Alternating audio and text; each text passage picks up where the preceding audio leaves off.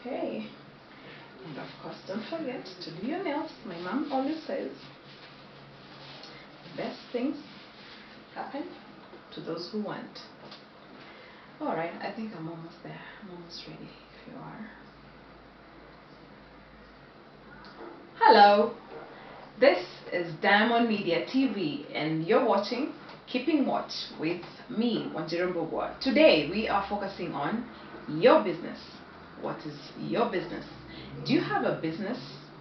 Are you a business owner? Do you want to start a side hustle or what is sometimes known as a passive income idea? What is it that you really want to do? And do you have the guts? Do you have what it takes? Do you have the confidence? Do you have that thing that you want to sell? What are you really selling? Let's talk. My story really is one of a kind. I keep thinking, because every time I talk about where I started and how I started, it wasn't a straight cut. It wasn't a nicely planned idea.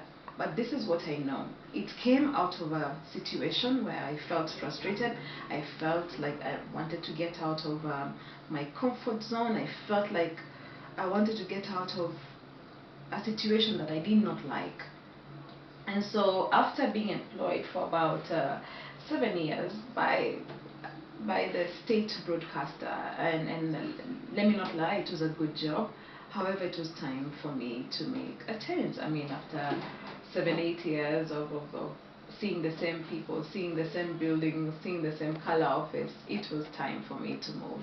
With due respect to where I was, I know that I really learned a lot, because when you're a news anchor, people think that you're just a news anchor. But when you open yourself out to other ideas and you invite other ideas, like I did, because I remember, and I say this all the time, I used to juggle like 3-4 jobs. I had a show, I had a TV show named Divas. I remember that means I was in programming, I was a news anchor, and that means I had a boss in newsroom, the chief editor-in-chief.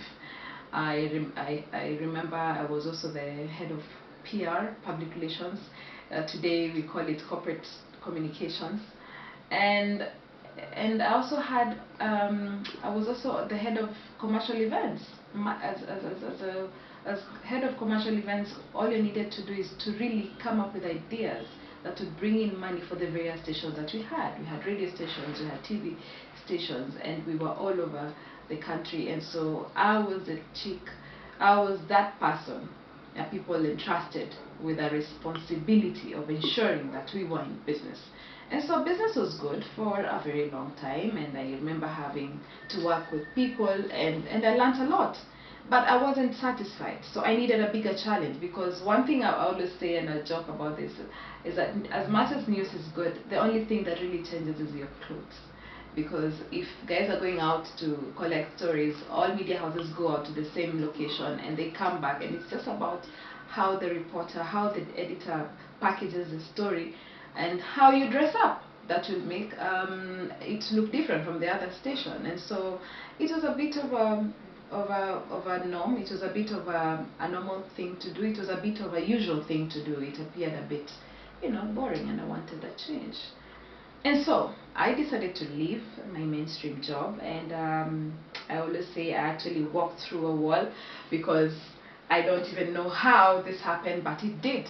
I remember asking some of my friends who are already in business, and for example in entertainment and marketing events, and I had been trained also in events and marketing, and so I decided to take up some of their jobs and just do it together with them, and we would go and pitch. We'd go and pitch to big companies, like for example the EABL, East African Breweries, and during our pitch it would really go well, and I would find myself doing a really good presentation and very convincing presentation. But when we would go back now to working out the plan, the strategy of